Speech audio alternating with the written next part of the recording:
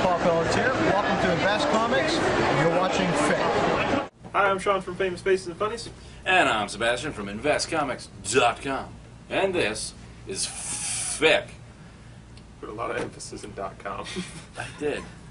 This is my pick of the week. I don't know if it's your pick of the week. Luther Strode number 6. Woohoo! Oh my God! Wow! This is how you end the series. This is the best ending to a comic book that I've read in. It could be ever. It was fantastic. Everything about this. People always talk about how they, oh, this comic was cinematic. It felt like a movie. This comic is the first comic that I can think of off the top of my head that actually has, oh my God, that's the end. Then there's credits. Then you get you come back you get the for that Easter egg. last scene at the end of the credits. Justin Jordan killed it on this whole series. This was amazing. Pun possibly intended. Yes. And just when you think something's going to happen, nope, something bad happens. And every time you think it's so great, this is going to be horrible, it turns out to be great. This is going to end badly. No, it ends wonderfully. Every time you think this is going to, it's okay. No, it isn't. It was a great book. God. We've been talking about it since issue 1. So oh my God. If you haven't read it, go pick up the back issues. Go pick up the trade when it comes out. It's amazing. So, and there's going to be a second one. Legend of Luther Strode. Oh, Justin Jordan. Good. Keep doing that. Keep doing what you're doing. Oh my goodness. All right. I wait for trade. The Sixth Gun. Dun dun dun. I'm all choked up just thinking about it. This is really good. It's continuing. She's on her quest to find. I can never remember anybody's names when I go do this. She's on a quest to find Drake Sinclair. It's like Morning Glories. No, I remember them until I go to speak about them. Nope. Morning Glories, you don't know them ever. Ike. Ever. Ike. Ever. All right? So, and no one else does either. Including possibly Nick Spencer. All right? So, I don't think he named the characters.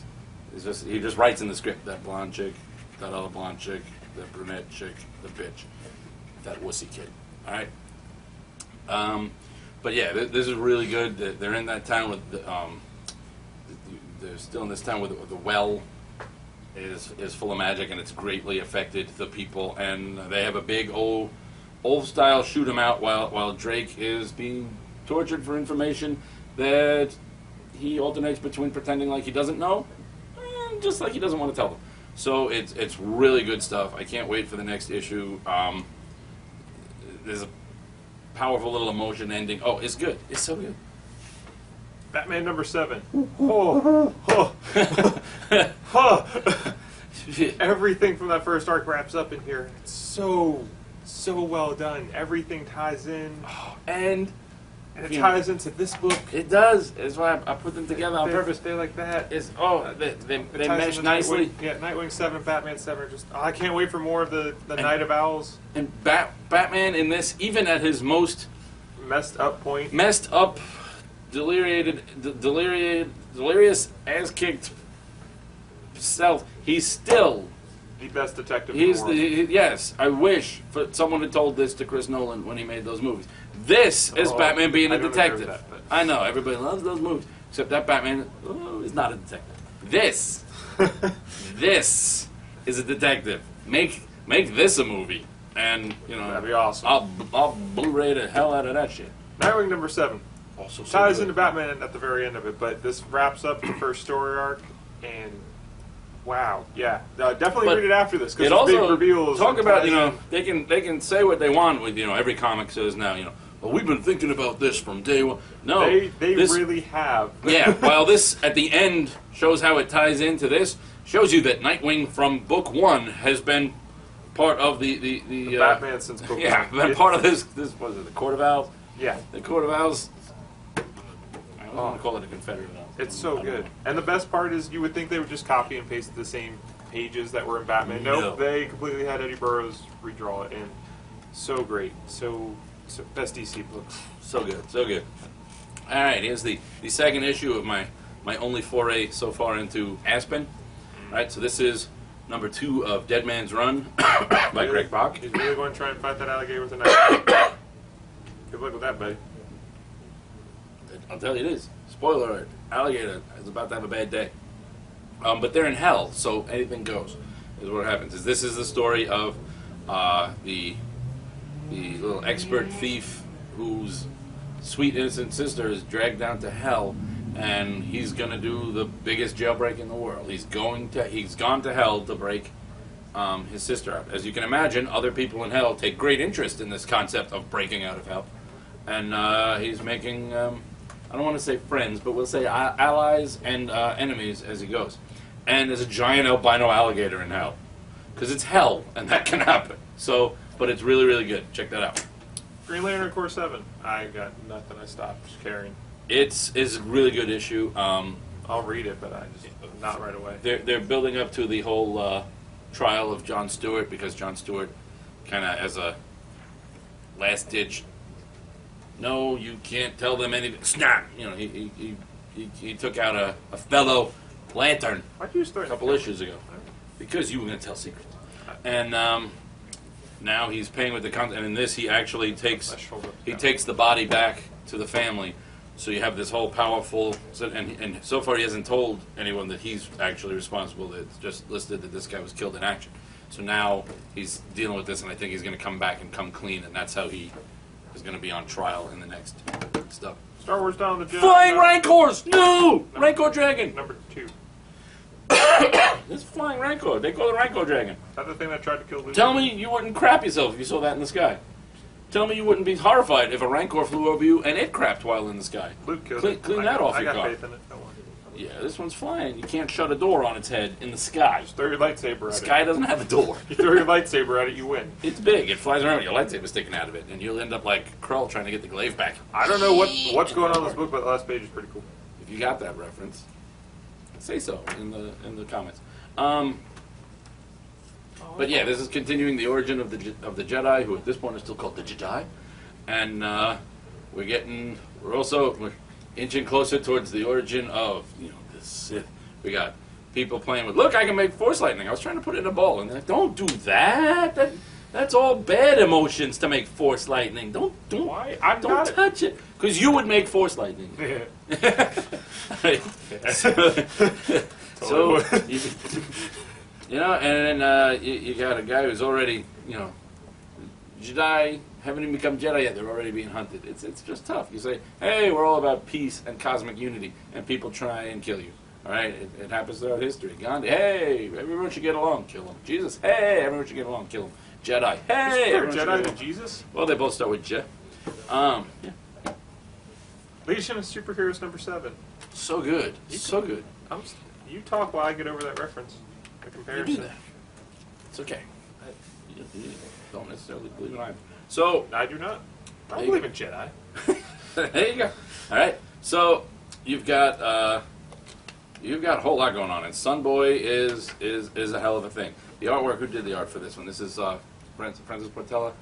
So good, so good, and really good story. And if you're liking the Legion anyway, this is good. If you're not liking the Legion, it's because you're not reading it. So come read this. Es très bien. Star Trek Legion of Superheroes number 6. Was this a good ending? It was a good ending. They managed to work in the only thing. I was never a huge Star Trek fan anyway. Your wife is. Be careful My what wife you say. is. It's true. My wife gets mad at me because I don't like Next Generation. But sometimes neither does she. But whatever. But the only thing I did like from Next Generation is a part of this. What would possibly be responsible for having alternate reality created by messing with time and bringing the Legion and the original Star Trek together? Q. Duh. And so that's always a plus. Here we go. Greatest book. This is my pick. Book of the week. This is so sad. This is book of the week right here. Oh yeah, Tiny Titans number 50. It's Last over. issue makes me sad. Oh. So funny Oh, no. It's It's so funny. It's really, really funny. You got Beast Boy still trying to flirt with Terra. Not working, so he decides he needs a relaunch. He needs a relaunch. He dresses like Superman and literally launches himself on a giant rocket. But Superman shows up. It also, while it is sad, the end of Tiny Titans, it does usher in Franco and Art Baltazar's new series from Johnny DC, from the Kid DC logo, which is a Superman family.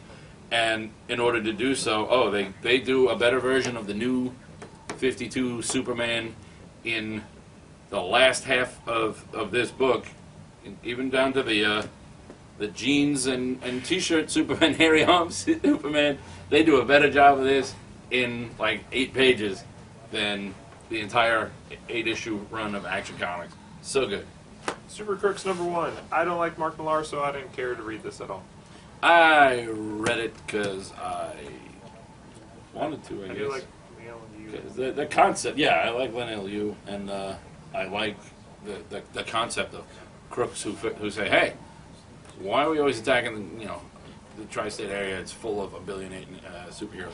Let's go somewhere where there's not a lot of heroes. So they're going to end up going to Europe. This is basically them getting their asses kicked and eventually coming up with the idea that, hey, if we're going to pull this off, we got to go.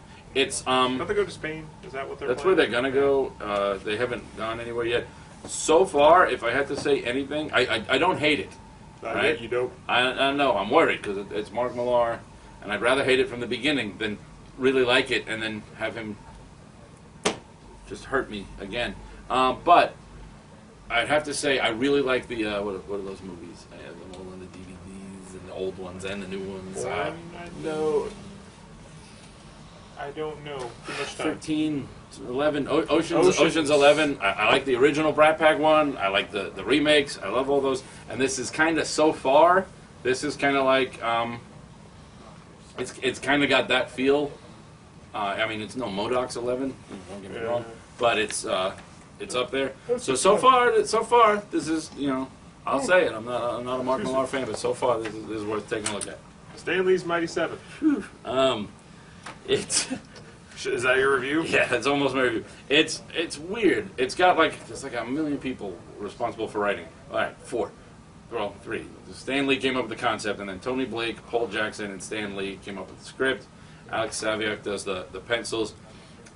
It's got that Stan Lee style dialogue, so I think he had a lot to do with that. Also, while I heard the whole thing in Stan Lee's voice when I was reading it, because you've heard of reality TV. Here's the world's first reality comic book.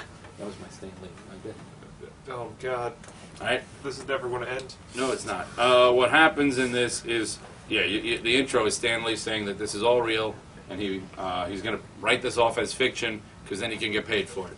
But yeah, there's this Legion of Superheroes light in space, and they crash on Earth, where they are found by Stan Lee.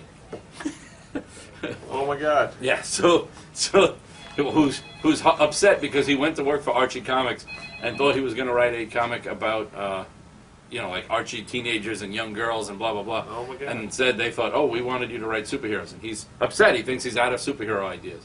But then these guys crash and inspire him, true believer, to face front and write about them.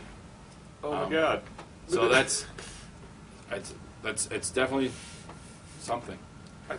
Oh my God! But on a brighter note, we've got Memorial number 4 from IDW. So good, so good. We meet the Lost Souls. We find out more about the sisters, Maybe, Memory, and Moment. It's just so good. It's like Sandman and Fables got together and had a baby, and it's this book, and it's gorgeous, and it reads so well, and the art is really good, and the story, I can't.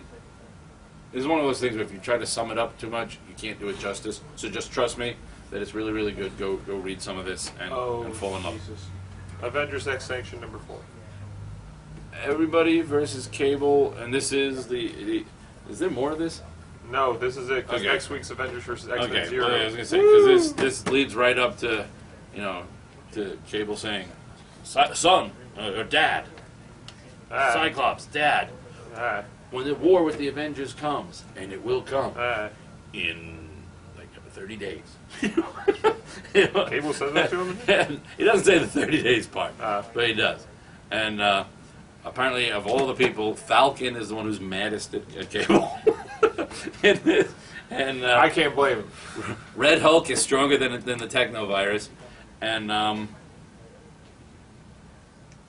you get a brief glimpse of Hope being Phoenixified. So apparently that's really that's who she's there for. That's who Phoenix is there for. And then This doesn't end. This issue doesn't end. it eventually does. With Yeah, I don't want to be just like Phoenix. from the flame. Yeah, and there's that. Sorry, you flip through that. I'll move on to. No, it's over. I'm done. It's over. Rocketeer Adventures I love me some 2, Rocketeer. #1, so good. The first volume was awesome. I loved everything It's in that first volume. yeah. You've got 3 stories in here. Guggenheim. The good guys are by Guggenheim and Sandy Plunkett, and They're quick one and done yeah, stories. they're just and it's so, but they're so good. I mean, the first story is one of those. What does it mean to be a hero, and how should we act around heroes? The second one is Peter David and Bill Sienkiewicz, and you already know that's going to be a hell of a ride. And it's a, what's his face? What's the Rocketeer's real name?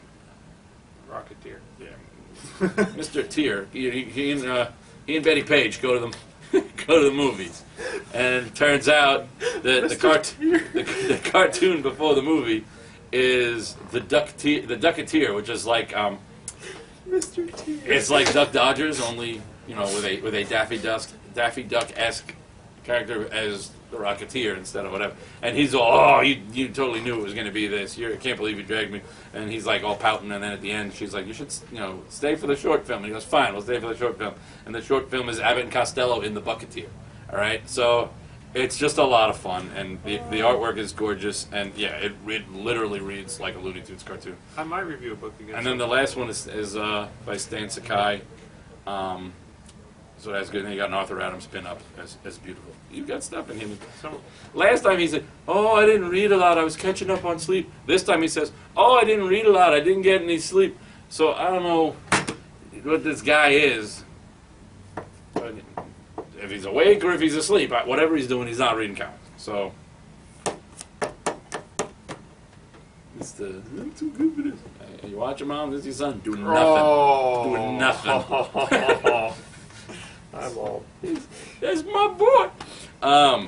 Holding the table down. So yeah. All right. In my defense, the books I was going to read, I looked at them like, I just don't care about these books right now. Maybe I'll get back to them. Technically, that could have been a review. Well, when we get to those books, that will be my review. All right. So Batman Beyond Unlimited, going for the most adjectives. Number 2, good story. The first story. All right, you get this guy. They have lightsabers. Yeah, they've got lightsaber umbrellas. It's complicated in the future. But yeah, you get Mad Stan, who's apparently not dead and thinks he is very upset that people think he is. You get the return of Tim Drake and Lucius Fox Jr. And then you get a really well done Justice League Unlimited story. Just very good all around. IDW's Ghostbusters ongoing series number 7. Call courtesy. What?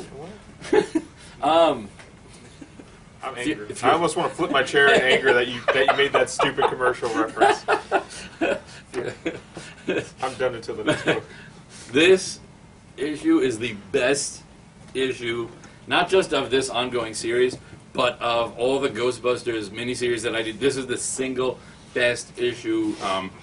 Eric Burnham is a genius. He wrote a ghost possesses Venkman, and while they're fighting it on the outside, Venkman and the ghost are just sitting across from a desk having a conversation in Venkman's head, and the ghost is trying to needs to get certain emotions before it can feed. It feeds off of emotions more than souls, so it has to get you to feel a certain way.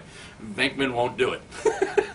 And you've got this ancient demonic ghost that trying to get to play on Venkman's emotions, and Venkman being Venkman and actually living up to his psychology degrees, but still staying the same Venkman you know and love, and just messing with this ghost's head.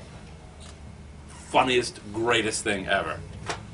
Young Justice 14. So much better than Teen Titans. And really good. I want that to be the review, so I'm moving on to the next one. Planet of the Apes 12. So much better than Teen Titans. All right. And it's...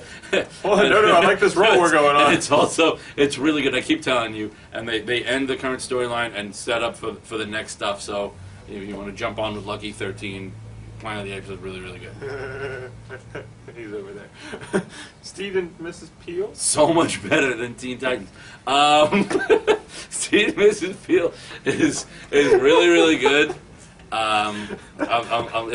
It's Grant Morrison, but it was written long enough ago that it's Grant Morrison Before Batman R.I.P. Yeah, before Final Crisis. Final Crisis. Yeah, it's Batman Inc. It's linear Grant Morrison as opposed to holistic Grant Morrison, and it's really, really good. And if you like the Steve and Mrs. Peel Avengers, oh yeah. Catwoman number 7. This is one of those books that I started opening and reading, and I was like, I just don't care right now. You know, that was at actually later point. I'll care. That was I have to say that he's right on this. I got partway into this and was thinking to myself, why do I read this book? And I was like, I never was a huge Catwoman fan. No. I started reading this because while I used to hate Judd Winnick, now I really like Judd Winnick. But this is just meh. So I was like, I don't know. Yeah. But then at about the halfway point, I'm kind of interested in where it's going. So yeah, I started this issue out thinking, and then at about the halfway point in this issue, I was like, okay, I'm liking this story. Let's see where this goes. So I'm wavering, but it's still coming up on the good side. Birds of Prey number 7. Let me guess. This is so good. And Jesus Zayas is awesome. He is, and it is. It's really good. I'm going to be so sad when he leaves, and I have to start reading Resurrection Man again because I didn't get it when it first came out. I read it, but I didn't get into it. Back when it first came out in the 90s, I didn't get into it when I read it with this relaunch. But now I'm going to have to jump back on because that's where they put in Jesus Zayas. But this story is really good. The art is good. Wonder Woman 7 continues to be the best Vertigo book that's not a Vertigo book. I know. Did you read that at least? Yes. This is really good stuff. Apparently Wonder Woman can be wrong. This is my favorite panel ever. Just, Hephaestus is really cool. Wonder Woman can jump the gun and just look shitty at the end. She just like Viva la Rev. What? Oh, and considering that where Hephaestus is supposed to help them, you get a great double entendre meaning when he gets to tell her, and tomorrow you can go to hell. I saw that. That was clever. X Factor 233. You've got it's really good. It's really good. I love X Factor. Peter David does a great job with this. You've got a battle on two fronts. You've got X Factor off being led by new leaders, Havoc and Polaris. Yeah, I don't like that. Along with Shannon Cooper. Cooper. Their old liaison that gets them into nothing but trouble. But they go off and they're dealing with the last line is awesome. Little anti-mutant terrorism. And then at the same time, you've got the recently returned from the dead Jamie Madrox waking up from his, oops, did I accidentally sleep with Layla Miller? And he's catching up on what did he miss while he was dead. And then, yes, you do get one panel of Pip the Troll delivering one of the greatest last lines of a comic book ever. Justice League number 7. Ignore everything Sebastian's about to say because I don't care, because this book is fun. Meh. It is enjoyable. Meh. This book is overrated. No. This book is.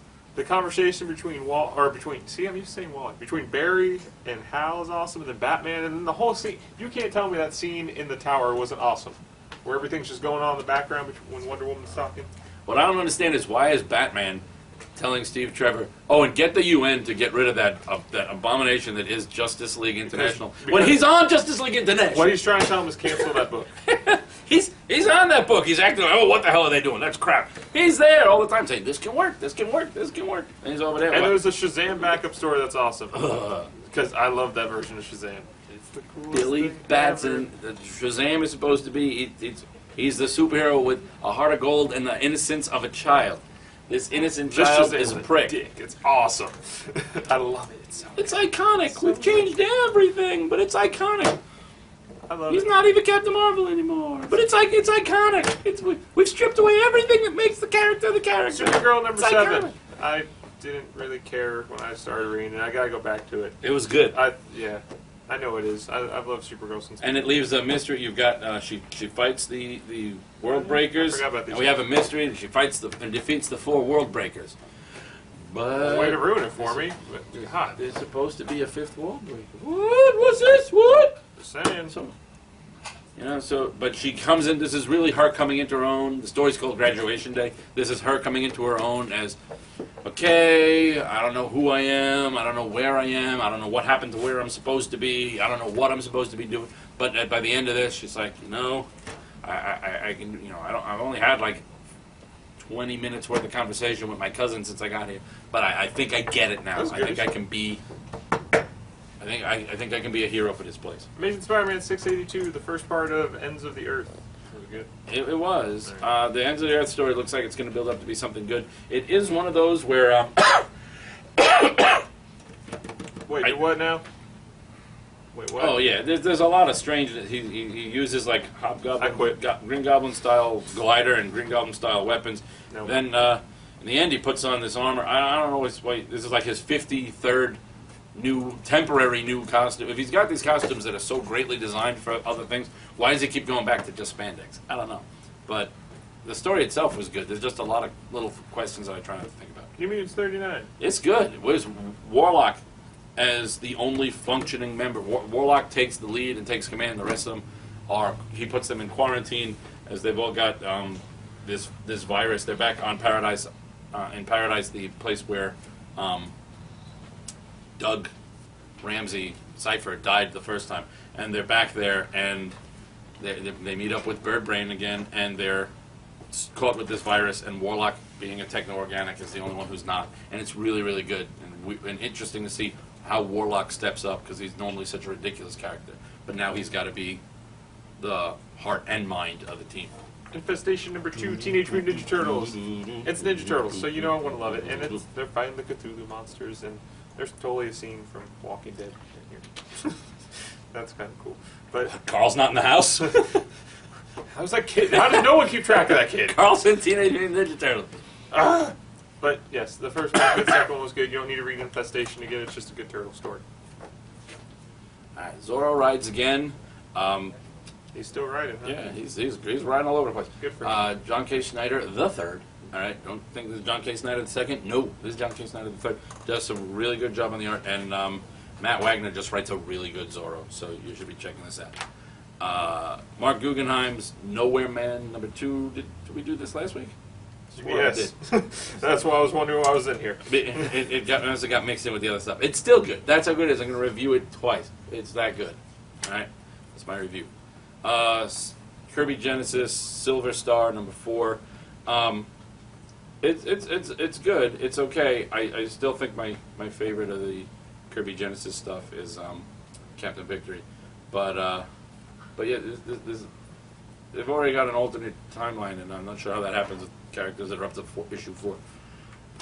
Okay. I was thinking of this book in issue 4. I'm like, wait, that book just came out. Okay. Jin Jets number 2 continues to. It got. Guys at Newsarama gave it this rave, whatever, but that's because they work for Newsarama. It continues to be mediocrity at its most mediocre. This was a really good issue of Warlords of Mars. Warlords of Mars number 16. You got what do you got? You got John Carter and his son fighting back to back, taking people out left and right, and being betrayed. It's just all the usual political horror that is Mars. And it's so good. I really love this series. And I have to take a minute to say, go see the movie. The Disney dropped the ball there. Oh, they're just going to lose $200 million. Yeah, because they did the worst commercials and trailers ever. They didn't show a single good scene from this movie. They showed a lot of explosions and nonsense. But Warlord of Mars, John Carter of Mars, is actually a really, really good movie. I didn't expect it to be. I expected to go to it so that I could make fun of it to one of my friends who keeps telling me to go see it. But no, it's really good. Go see that. We now do movie reviews. We do. At the spur of the moment movie reviews. Go see John Carter of Mars. Samurai's Blood, Volume 1. This is from Image. And there's a whole bunch of people involved in this. You got Owen Weissman, Nam Kim, Matthew Dalton, Sakti Iwano, and Josh Aitken. I had read one of the issues when it came out, but I don't even think it was a number 1. So when I read it, it was okay, but I didn't know where it was going. sitting down and reading it all in one volume, this was really, really good. I actually really like this story. It's feudal Japan, just about the whatever time period you get to where they, a couple people have, the old like flintlock guns or whatever.